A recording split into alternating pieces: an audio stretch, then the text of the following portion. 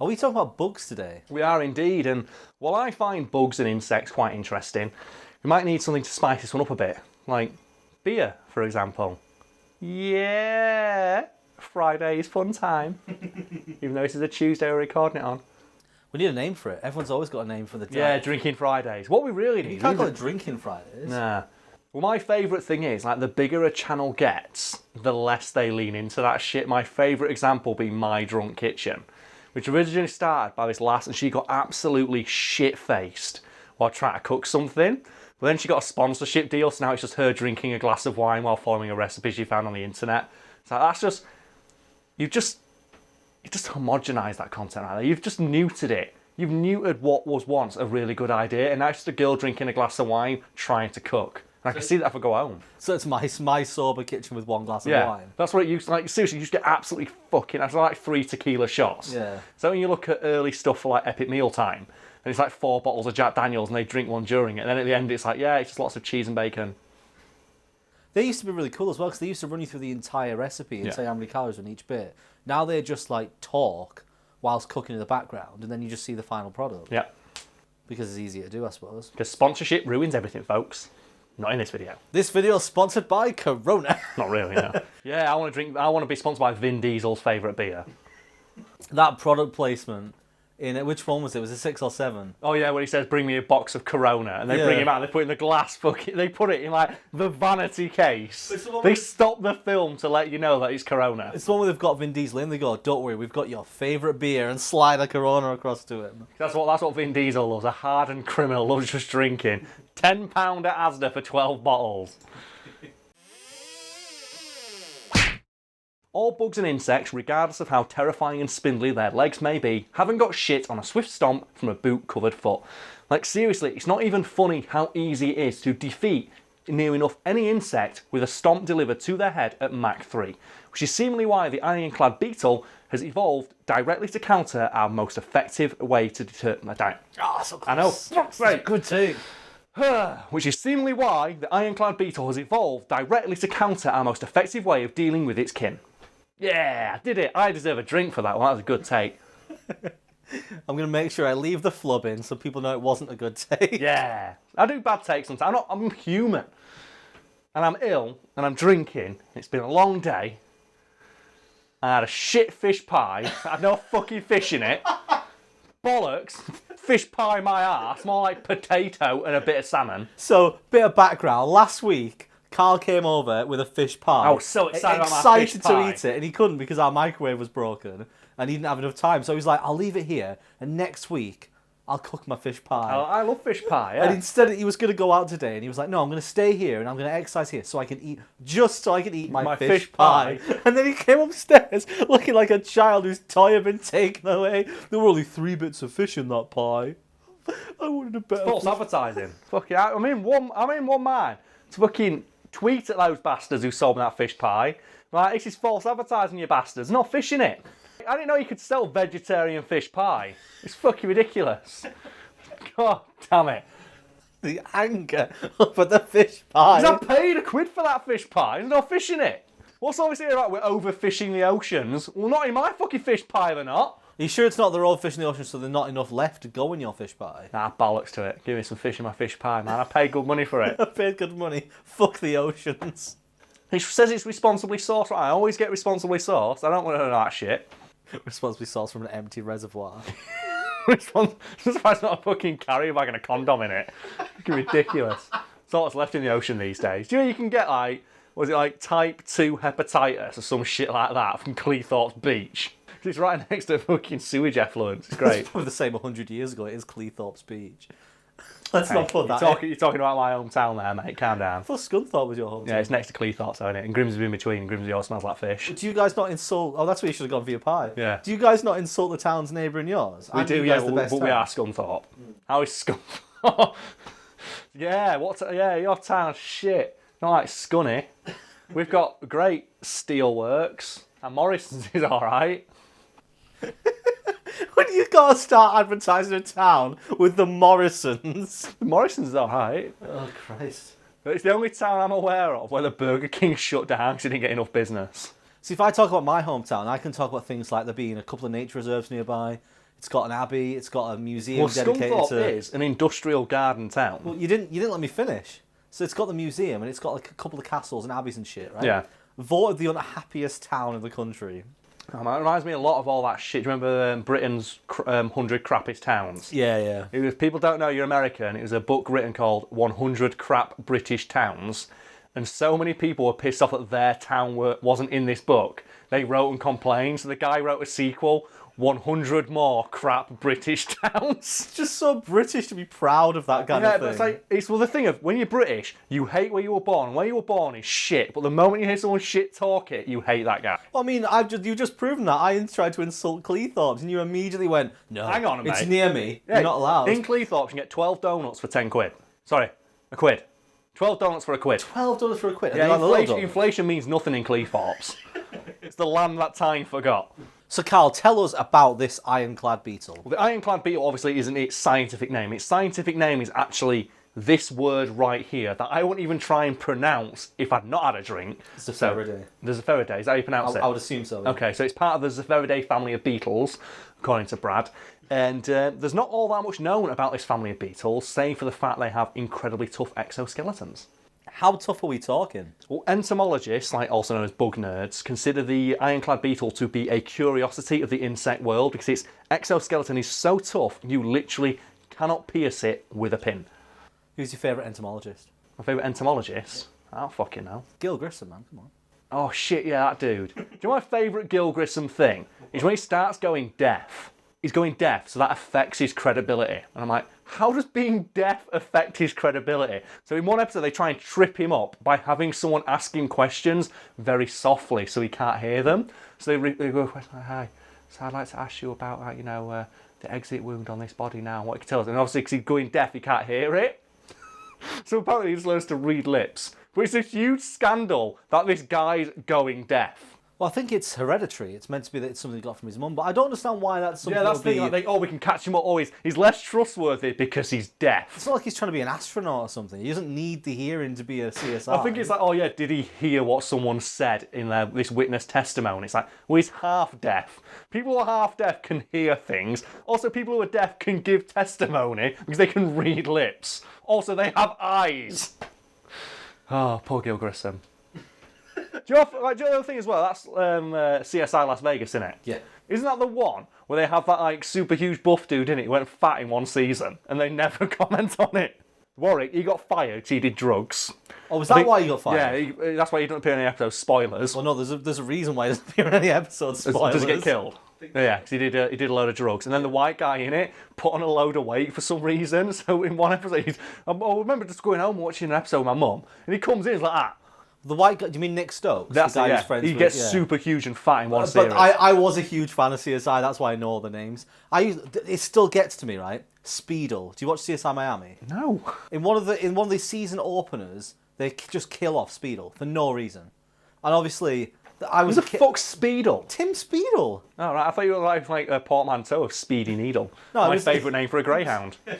He was one of the Miami ones, and obviously he just got immediately killed off. It's like the one where Wolf got hit in the eye with a nail. Who the fuck's Wolf? Wolf what? Are we talking about gladiators? Are they police officers or gladiators? For fuck's They both sake. have cool names. So why would you want to drive a pin through an insect? Well, if people don't know, when you are like mounting insects for display, what you have to do is you have to like get a really long, thin pin, and obviously a dead insect, and then just like you drive it through the insect onto a mounting board, and then you put it on for display. And that's like when you go to museums and things like that. That's when you see all the insects on display. That's what they do with them. The problem is obviously the Ironclad beetle its exoskeleton so tough you can't do this. And the only way you can drive a pin through it is by damaging the carcass of the insect, which isn't ideal if you're mounting it for display. It's, oh, Dad, why has this bug got 3 legs missing and looks like it's like had a fight with a shotgun? What's this bug like? It's been hit with a hammer. We'll get to that in a moment. But so apparently the only way you can actually like drive a pin through an Ironclad beetle is, and I'm not making this up, drill a hole through it first with a tiny bug-sized power drill. Just and then drive a pin through it. Like, just think. If I told you, Brad, there's an insect out there so tough, the only way you can get through its shell is with a power drill, you would immediately say, how do we start a petition to carpet bomb the area this bug lives in? Because that does not deserve to live. My first question would be, does it live nearby? And then the second question is, can it fly? And apparently, yeah, I think the Ironclad beetle can fly, because all beetles can. How can it fly with like that much protection? I'm not sure. It just wills Well, itself. I think we can fly, because all beetles can fly, can't they? It's like true beetles can, but some beetles can't. I don't know, you know what, look it up. Can the Ironclad beetle fly? Brad's going to let me know how much shit I was talking just then. Memory recalls it can. But then again, like, I don't know much about bugs other than that they're all kind of cool. Neat. Like this one. Ironclad beetle. That's a sick-ass name, isn't it, man? Ironclad. The Ironclad beetle. And it's perfectly descriptive of what it is. It's like we talked about in another video that got cut, the hero shrew. It's like the hero shrew is my favourite name for an animal. It's like, holy shit, how do you live up to the name hero shrew? You're probably out thinking, Karl, how do you live up to the name hero shrew? Well, this tiny little shrew creature like this big lives up to this name because you can't kill it. This little tiny shrew, also known as the armoured shrew, has an interlocking spine that's so thick the small shrew can be stomped on without injury. And it's like this big. Right? And there's stories of people in the African bush finding them and like hitting them with sticks and stomping on them and just going, whoop, into the woods, like a tribble. It's ridiculous. What are you supposed to do about that? A stomp-proof small furry animal. What the fuck? Stomp-proof. Well, that's the thing. People say, like, why can it be stomp-proof? Apparently, like, it nuzzles its way under tree stumps and shit. So to do that, it has to have like a tough back that can crawl under them. But at the same time, why is it stomp-proof? Why is this small furry creature like have the ability to survive anvil hits? Holy shit! And I'm not like comfortable in living in a world where animals that are the same size or smaller than my foot cannot be stomped to death. So I don't do that. But I'd like to have the option available to me. Do you know when you see like if you're being attacked by like a horde of tiny little furry shrews? We at least have the options like, okay, I can kick them, and I can stomp them. Like, no. Those options go out the table. So how do I defeat these things? Like this big, they're all over me. See, what I do is just run across them. But you can't. You can? You can, but they're still going to get you. They will if one clips onto the bottom of your trousers like a prickle bush. I just think you could lie on them and they would like carry you like you're crowd surfing. Oh, like the fucking Pied Piper in Shrek Forever After. He just floats in on rats. That guy, in my opinion, travels in the most swag-ass way in fiction. What, crowd surfing on a bunch of rats? Can you think of a cooler way someone moves? What, Frozone? He moves in a pretty cool way. He does, yeah. Literally in a cool way, but not as awesome way as like the guy who just surfs rats. The only one I can that comes close is Magneto flying on that like sheet of like thin iron. That's awesome. I love that idea. He stands like that, just floats across. That's an awesome way of moving. Moving back to the Ironclad beetle, the thickness and hardness of its shell makes it largely impervious to most conventional forms of harm. And there are confirmed reports of the beetle surviving being stood on by people trying to stomp it to death. Need a hand there, mate? I'm trying to remember how you do it. Need a hand? Give me the tutorial. Oh, for fuck's sake. Right, so I'm going to go open another fucking beer now. Right, do this for all the people at home as well. If you want to open a beer with another beer, because like Brad's trying to do now, surreptitiously off camera without making a noise, you get the bottle and you put, my trick is I get 2 fingers like that, ready. You get the other bottle, you bring it in, you put it into that finger there, close it, drag it up towards the edge of the lip of the one you want to open. So, hold it in place as hard as you can, pop up to open the beer. I mean, I opened it, I just didn't open it properly. Yeah. So when it all goes into one fluid motion... Oh, shit, I opened the wrong one. It's now all fucking double stocked, but whatever. I'm sure there's a guide on YouTube somewhere you can go look up how to do it better. I'm not 100% sure which one I've opened, Karl. Pass it here, you bellend. Hang on, I think I've opened the right one. I just had it at an angle. Can't take this fucking guy in it. Yay! It was nowhere near as smooth as you did it. Bearing in mind, I used to work on a bar. bar. I've opened both of them. Oh, okay. Yeah, I used to work on a bar, so I used to do this every time. Because that was my way of selling more, like upselling, to get like more beer like out of the fucking fridges and stock. Because I'd always go up to someone and they'd say, oh, I'd like a beer, please. And I'd go, boom, and put 2 beers down. So no, I ordered 1. So, oh, yes, so you did, sir. Pop it open. Hang on, do that again. If we're going to do it again, I need another beer. And it is 2 for a £5 tonight, sir. Would you like a second beer? Yeah, sure, why not? Show us how you did that. Boom, boom. 2 beers sold. Done. Master salesman. So it's done. Hey, I sold this channel dinner. I make money off this channel of watch me drink and talk about insects. I am a great salesman. I convinced you to get in on this. That's my favourite bit. I convinced Brad a year ago, like, oh, Brad, I've got a great idea. We're going to start a YouTube channel, but we're not going to do any ads. We're going to turn down all sponsors, and we're going to make videos where I drink and swear all the time to get them demonetised. And Brad was like, that sounds sick, Karl. I can't wait to get in on this train. Well, I mean, you know my alternatives. It's not like I had much of a choice at the time. I sold you on that idea. I'm a great salesman. You know what? I always said if I didn't like do the job that I do now, I would go work in sales. I think I'd be a fantastic salesman. I just love the idea of the waffle. Waffle gets me through life. I love the waffle of just like bullshitting people with just making them flounder with all this crazy bullshit that you chat and then going, so, would you like to buy another drink? And then I go, I guess. You'd be one of those people who'd come at people, like, knock on people's doors to sell shit and they never leave. I never do that, no. My idea of sales is people coming to me to buy shit. That's why I love working in a bar. So I love this as well. You know, people who have stayed, people still watching this. Yeah, but you're not really selling anything. I know, I am selling myself. Well, you're selling continued viewing of the channel. Yeah. Like, comment, subscribe, please. No. Never again. Nothing, cutting that. Yep. So a stomp-proof beetle already sounds quite terrifying. Yeah, I know. So do you want me to make it a little bit more terrifying for you? In addition to there being confirmed reports of Ironclad beetles survive being stomped on, there are also reports of them survive being hit by cars. Like, as in people watching them in the middle of the road, just there. Oh, look, there's a little Ironclad beetle. Can you see that, Billy? See the little beetle? It's still going there, Billy. They don't give a fuck. These beetles can survive being run over by cars. And can you think of anything in this room right now you would be comfortable saying it could survive being hit by a car? I don't think there's anything. I don't think there's anything I own I would let get hit by a car. I mean, include like every part of my own body in that. I was going to say the walls, but I even don't think they could survive being hit by a car. No. Not being hit by it, being run over by it. So I don't know, like a car weighs what, 4 or 5 tons on average? I don't know how much cars weigh. I never tried lifting one. But I'm going to say like the force exerted on a beetle like this fucking big. So I should point out the Ironclad beetle's only like half an inch long, as it's like lying in the middle of a road. So a solid surface and then a giant rubber tyre belonging to like a 2-3 ton car, like compressing it down, it still survives. That's insane. Do we know actually how much force an Ironclad beetle can take before it'll die? No. And do you know why? Why? Because, as I mentioned earlier, they're a scientific curiosity more than anything else. And because of that exact reason, no one's really bothered to study them. Because other than the fact they have like these incredibly tough shells that allow them to survive being stomped on or hit by cars, they have no real purpose in research. So no one gives a shit. And I'd argue that a beetle that can survive being run over by a car, a beetle that can tank its way through a car crash is something that is worthy of study. Well, because obviously there's no like scientific interest in it, no one really gives all that much of a shit, so no one knows anything about it beyond this single fact. Surely if they're this strong, somebody somewhere will have thought maybe there's a way to repurpose this for our own use. Well, they have. Apparently in some parts of the world they use them as living jewellery. Living jewellery? Yeah, they like glue shit to them and use them as brooches. Ew.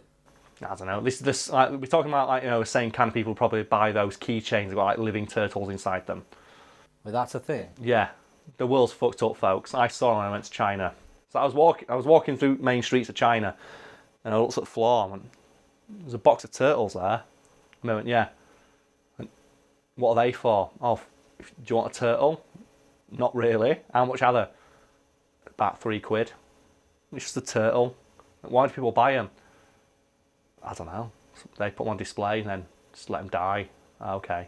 Wait, they're just there to die. They're like flowers. They just throw them out. Yeah. That's horrible. It's like those fucking platform shoes that used to have goldfish in. Oh yeah, that's the Simpsons joke though, isn't it? Like, you know your fish are dead, right? Yeah, but I can't think of a way to get them out. It's got dead fish. The world's fucked up sometimes, man. So those keychains have got living creatures in them. I think like they can get ones with crabs, one with turtles, and ones with like fish in there. And you can't get the fish out, so it just dies. So you have it for like 3 days. Probably lasts longer than most people's Tamagotchi, but at the same time, it's a living creature, man. Calm down. So nobody's actually studied these bugs long enough to know how tough they actually are? No, we've never actually tested the limits of how strong they are. So as far as we're aware, this is Saitama in bug form. We just don't know. All we do have is reports from entomology saying I can't drive a pin through it, I have to use a power drill. And drilling through something is very different to driving a pin through it. Which is why obviously you can drill through metal, but you can't like sledgehammer a nail through it no matter how hard you try. That seems so cynical that entomologists, these people who study bugs, are aware that they have to drill through a bug to display it, but not aware of its upper capabilities. Yeah, well, it's, like I said, it's just not of interest to scientists to find out how tough this thing is. I just love the idea of right now that out there is a Saitama in bug form. Because, Brad, you love One Punch Man. I love One Punch Man.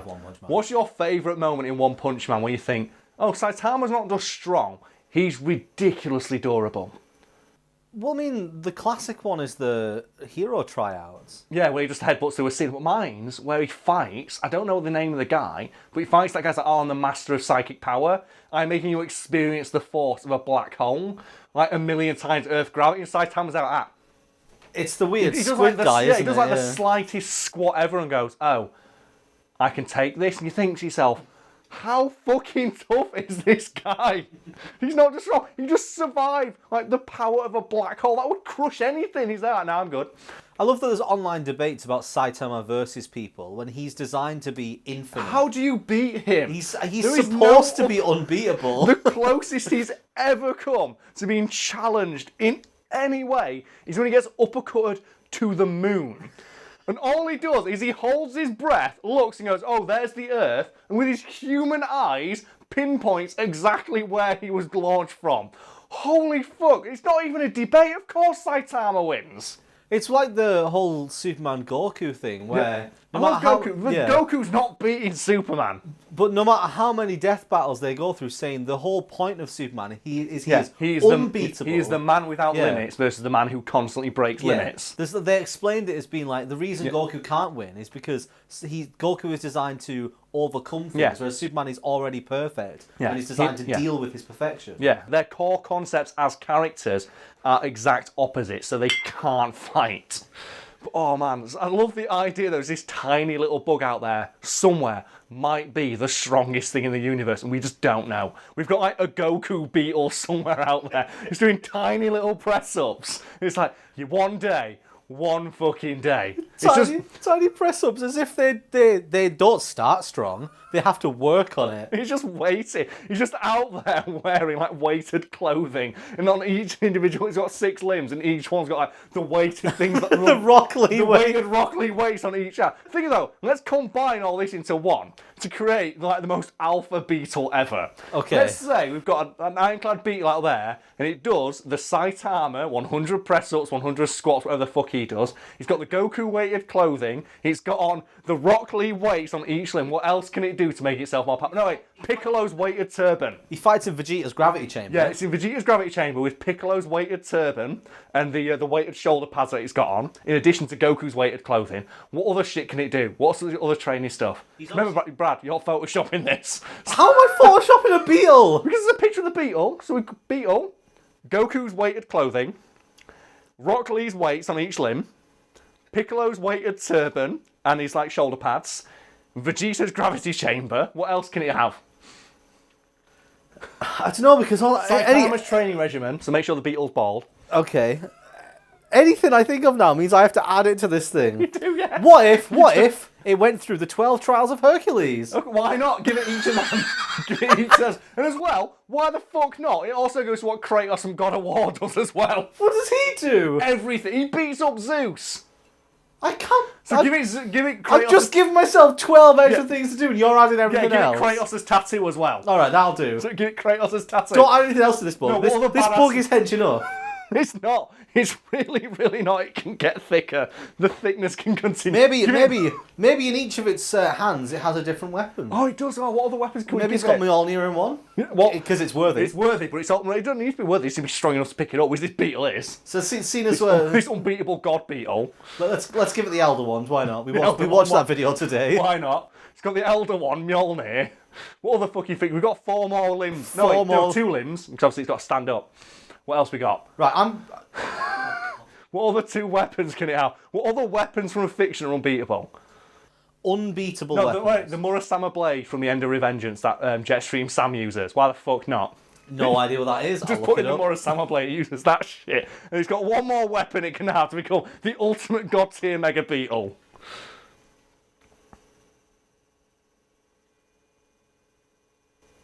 This silence is getting left in, isn't it? While we both try and think of a god tier weapon. What other weapons can it use? Oh man. What? Let's think of a fictional universe where like an item that you can hold in your hand is like the core of the entire Is used to kill a god. Oh, used to kill a god. No, the Chains of Olympus. The thing that Kratos uses to slaughter everything. Note to future Brad, you contributed to this. Yep, yes you did. I highly doubt this will make it into the video, so you're doing good work, Brad. I'm really sorry for all that shit I made you Photoshop with that Beetle. It's a good joke though, it's going to do well. I hope. Kind of bummed though we didn't get to talk about Cooler as we planned, but there's another video for that, I guess. I do like Cooler though. I do like Dragon Ball. I really wish I had my phone. Oh, there it is. Check my phone. Oh god, messages and an update. Oh god, it looks horrendous. Brad, that Messenger update looks fucking horrendous, mate. That Messenger update looks horrendous. Looks like some Fisher Price made in China bullshit, man. What the fuck? Ugh. So I've not dated this video by talking about that. Holy shit, that's awful. I don't even want to look at that. It offends my eyes. I'm just going to look at this gif of Broly on my screen, man. Yeah. Go on, Broly. You fuck him up. Why is Broly so cool, Brad? You having a shit? You couldn't hold a shit for the last 2 minutes of the video. As a direct result of the general lack of fucks shown by entomologists and scientists about why exactly the Ironclad beetle is so tough, the only thing we really know about it is that if you, the person at home watching this video, decides to elbow drop one wearing a suit of armour, it wouldn't, damn it. Fuck! I'm so close to getting that line. Anyway, yeah, if you did that, it wouldn't really hurt or not. Damn it! Anyway, yeah, if you at home did that, it would only annoy the beetle slightly. Fuck, why am I doing so bad with my lines today? I can't put my finger on why. Oh, by the way, to all the people currently watching this who always pester us for the complete uncut versions, it's this.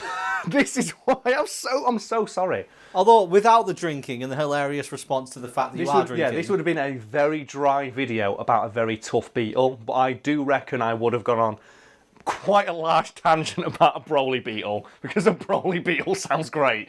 Because a Broly beetle, because it'd be a Broly with 4 arms, it'd just be Goro with Broly's hair. Oh, please Photoshop that as well. Isn't Broly already...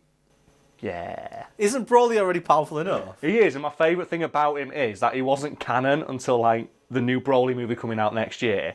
And the guy who created him, every time they release a new enemy in Dragon Ball Super, the Broly creator go on Twitter and go, no, Broly could beat him. It's like, yes! Isn't the point of Broly that he is meant to be the most powerful? The legendary Super Saiyan. But I love the idea that the creator of Broly is basically an extension of the Dragon Ball fan base in regards to Goku. Like, Goku could beat Superman. Just like he's saying, no, Broly would win. Broly could beat Hit. Like, fucking Beerus to destroy, now Broly. I love that idea that he's sat there just shit-talking the show he works on. I think Broly could beat your character. See, almost everything I know about Dragon Ball Z comes from you. Yeah. And when looking for clips, last time you mentioned Broly, I watched the entire fight scene with Broly. And it gets to the point at the end where it's just everybody forcing their magic space Dusku into Goku so that he can beat Broly. Yeah, with one punch. And Vegeta refusing for about half an hour. It's like, dude! He doesn't want to do it. He's the Prince of all Saiyans. Yeah, no, but how fucking prideful do you have to be where literally you're all about to die, except there's one guy who's maybe able to do it. Bear in mind, Broly destroys an entire section of one galaxy when he's pissed off. Yeah, and there's Vegeta going, no, I am the prince. You're just a commoner. It's like, come on. I don't know why he sounds like a pirate. I do love the idea, though, that Broly is so powerful because he was pissed off that Goku cried as a baby. So I think Dragon Ball Abridged addressed it best, where Vegeta just sits there going, he's so cool, but he's so lame. He just sits there crying because his worldview just like shattered by the idea that the legendary Super Saiyan is like birthed as a result of a crying infant. I didn't know that. Yeah, that's the reason Broly's so pissed off. Because Goku cried as a baby. Yeah, he was in the same pod, or the same room as Goku, and they were both there as babies.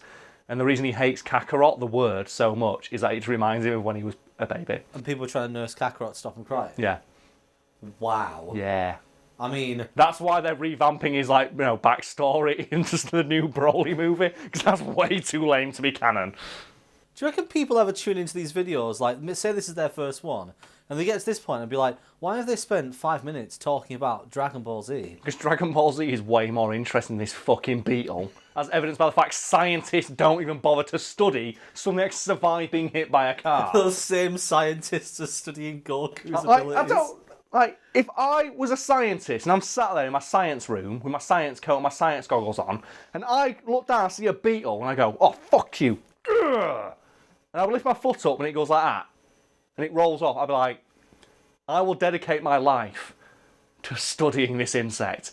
I need to know why this thing's so badass. Instead of going, eh. That's what annoys me so much about it. So, Karl, you've just described a god-tier beetle on par with Saitama and Goku. Yeah, this is like Saitama in, like, beetle form, basically. So, what does the beetle eat? I'm assuming it hunts other beetles. You think this, like, beetle eats, like, other beetles, snakes, the dreams of children? No, dead wooden leaves. And, Not even living wood. No, it's dead wood. Like, it hunts, like, the most dangerous game of all, a log. And apparently the theory about why its shell is so tough is the same with the hero shrew I mentioned earlier, where it needs to force itself underneath like large logs to eat the tender log juice underneath. And so its shell's so tough to stop it being crushed by the weight of logs as it like forces its way into them. But yeah, it eats dead wood and some leaves. Apparently the tender log juice. Tender log juice. Because that's not going to stir any images, that's a quote right there. Anyway, yeah. That's what this like mega ultra god tier beetle, like stun the insect, like worships this thing as a god. And it's like, what does it eat? Oh, some leaves. And does it sting? No, it doesn't sting, if anyone asking. Does it bite? No, it doesn't bite, if anyone asking. And it's a 1/4 inch long and is like endemic to like Texas. So yeah, the strongest being on earth is a small tiny beetle that eats leaves and lives in Texas and doesn't really do much shit. Just sits there. What a depressing end. What like an unfortunate legacy for this creation that we made during this video. Yeah, it eats leaves. So I think people have probably noticed by now that we seem to be drinking on the Friday videos. Yeah, I wasn't sure if we should make that a thing because I don't want to commit to drinking every week when we meet up to make these videos. Like last week I was ill and it's not a good idea to drink. I'm still a bit ill now, but I'm less ill than I was back then. And obviously, it's never a good idea to drink when you're really not feeling well if you want to get better. But yeah, I like the idea of like drinking Friday. I just can't think of a name for it. I don't know. Throw it to the comment section. Yeah, if you can think of a good name for like the videos we do on a Friday of drinking ones. 'Cause the original plan was to do a drinking video on a Saturday and make a separate 4th video where we drank specifically, but I just like the idea of just drinking on a random subject like about a beetle. That's quite tough. Yeah, there's a lot of articles I think on the website which are interesting articles but might not transfer as well to a video format. Yeah, they're quite dry, like this one, which we looked at together. Like, here's some kayfabe breaking. We looked at it and went, it's interesting, but we can't think of like any real shit or tangents we can go off on about while talking about it because it's just a very simple subject. It's like, it's a beetle that's quite tough. What do you do about it? My idea was like, oh yeah, let's just talk about Bloody Raw and stun the insect. And then Brad was like, what's Bloody Raw? I went, oh fuck, so we can't talk about that. But this is why it's quite useful that you've got that improv background. Yeah, because I can just usually riff on most things, but I feel like alcohol helps with some of those where it's like it loosens up those creative muscles. I've been doing this long enough now that I know exactly what to throw when and how stupid to get to try and get elicit a response. Yeah. So then that's sometimes it's great just to throw something stupid out there and see if you pick it up. Well, that's the essence of comedy, isn't it? And it's the idea of like a double act, which I'd say we are. I'd say we're a double act in comedy. Because I won't put us as a fact fucking channel. I'm not going to that dipshit who commented on that one video. But yeah, I'd say we're like a comedy double act, and you're the straight man, and I'm the less straight man. In more ways than one, based on my mannerisms, but who knows. I've noticed that I get more foppish and flamboyant as I drink. That's crazy. Not a problem. Yeah, but what is it, the Rick Astley one? Why then I'm going, well, I'm like, I look like David Walliams playing me. That's why I find it interesting that the idea of bringing in a different me, because it elicits different reactions for you. Yeah, the straight man. Every single time there's a different voice than mine. Everyone's like, that's not Brad. It's like, how stuck are you with a format that you can't deal with like another voice in the background? You could just have a sore throat. Who knows? But yeah, it's a strange one, isn't it? Where I don't really know how we can change up this format for other stuff. And I'd like to hear suggestions on that, because it's one of the things we're looking at doing, because we do this full time as a job now. So it'd be nice if we could think, what would they like us to do? Because people said a podcast. Well, the only way to make a podcast profitable is to get sponsors, which we won't do. So a podcast just be me and you sat down for an hour, knowing we're not going to earn anything from it. Paid for it. It sounds bad, doesn't it? At the same time, we know we're generally going to earn money from these, from like the money YouTube pays us. Like, the problem with committing to, like, say, a podcast when you're not earning anything from it is the commitment also implies... I mean, it's like a deal with the audience. We're going to release one of these every week. And if you stop doing that, then people get annoyed at you. It's like, well, it's our time, and we can't commit to it 100%. So... Yeah, whereas something like a drinking video extra per week will be quite fun, but I don't know if that'd be something people want. Because I love our drinking videos, but they're not always gold. Because there are times when I've looked at it and I hate that. Or the jokes I don't like. And you've known, because I've messaged you after the fact saying, like, cut that joke, it wasn't funny, or let's re-record this one bit, or just, like, leave that bit out, or heavily edit this bit, because I just don't think it works. I'm getting a sense for it now. There's certain things that just don't work as well. And then they get snipped, and sometimes they end up in the extended ones if anyone watches them. But people, like, contrary to my, like, appearance right now, I am a perfectionist in this regard. Where I'm a perfectionist for amateurish looking content. Yeah, I'm a perfectionist as well. I re-exported today's video 3 times. Because I had 3 years in one. There was one, you had a second ear throughout an entire bit. And I did it again, and the ear came back for the last second. And I watched it and went, I'm going to notice that. Yeah, that's something I don't think people realise. Like, you look at it, they look very amateurish, but I don't think people realise it's amateurish by design. Because what is it I told you when we first started? Professionally unprofessional. That's the one. And I love the idea we're professionally unprofessional, where we have a very high production value. We heavily research everything we do. We fact check everything. The editing's on point, but the videos look like shit. And I've told Brad, like, specifically, he said, like, oh yeah, I can get rid of the corners on the green screen. I said, no. I love the corners on the green screen, because you know what? No one else does it. There was, like, based on the lighting, sometimes I can set it up so that your tattoo isn't transparent. Yes. I set it up and I look at it and I go, but Karl won't like it if it's not transparent. So we've done it as well, and cause now we know we have a distinctive style. And you know what? There are people out there who kill for that. Oh, shit. Oh, fuck. Oh, God, shit myself. My beer. I worried for my beer then. That's been a while. I know, bloody hell. Calm down. He knew we were talking about it. Don't worry, old Beth. We'll look after you. Oh, Beth. Oh. You've seen me through some hard times, you haven't you? I like how I this thing pays my fucking rent. I like how I decided to exclaim, oh shit, not it's falling over. Oh, like God, it is now. Look at that, he's getting annoyed. Don't worry. It's like calming your horse in Red Dead, isn't it? The thing I love about this, right, I'm going to bring this up now, seeing as it's just fallen over. That Wikitubia page that I occasionally check still thinks that I digitally add those corners in. You know what? You're putting some fucking work in if you're digitally adding all this shit. You should be working for Marvel at this rate. In fact, take it off. Let people see what's behind it. I love this thing. Like, if you ever get rid of this, I'm taking it to my house. I don't give a fuck. I mean, invest in... I always thought if we get a bigger studio, I'm going to have to get a... Oh, Jesus. It's my baby. I'm going to have to get a bigger one, because obviously you're going to be to stand further away from Mate, it. if you ever get rid of this, you're fired. This pays your rent. No, but the point, right, if we ever set up a studio, because you have to stand a certain distance away from the screen, I'd have to recreate that, but on a larger size. No, mate. This is like Buster from Mythbusters. This is the mascot for the channel. If this thing gets damaged, we're repairing it. I don't give a fuck. We're not buying a new one. I mean, you are currently, like, squeezing it around. Isn't that the point, though? Doesn't it fold up? It is how it folds up. We've never folded it up since we started this. It's been there for weeks. But this is the mascot of the channel. I don't give a fuck. But, yeah, I love it. I love that now we'll know if anyone ever tries to rip us off, because we'll see the corners. Yeah. And we've seen some people try to do it, haven't we? Oh, we have. A few people have tried to rip off the look of our channel. I look and I go, oh, they think they're good.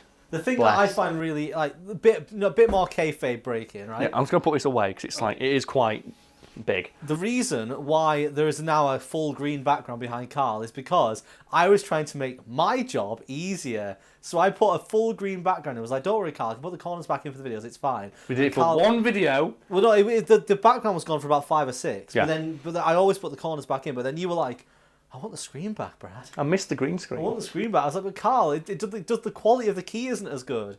I explained to Brad very matter-of-factly, having like professional-looking video is one thing, but having a distinctive look, you can't buy that. And we, as far as I'm aware, are the only channel on YouTube who just use a green screen like that way. It's like, correct me if I'm wrong, but we're the first. We are trendsetters. We are trailblazers in that regard. I don't think anyone does it that way. Yeah, because like, to my knowledge, no one else does that. Don't know if I've got enough room to do this. Which is the reason why I told Brad I fucking love that we have it, because people will look at one of our videos and it's immediately distinctive. Yeah. And how many people can you say you watch on YouTube where their videos are visually distinctive? Can you think of anyone that you'd describe that way, Brad? As distinctive as that? No. Well, everyone's got their own style, but most of the time now it's just guys sat in front of a bookcase. Yeah, my favourite one of those is person sat in big, massive, spacious white room with lots of light that is clearly a very expensive apartment with a white bookcase behind them, lots of nerd shit on it, on a really expensive gaming chair, obviously talking to a very expensive camera in front of like a really big bed, talking about how they're just like you. Yeah, this bookshelf of expensive nerd shit that probably costs more than your year's rent. I'm just like you. I'm talking to a camera that costs you a month's rent. I'm just like you.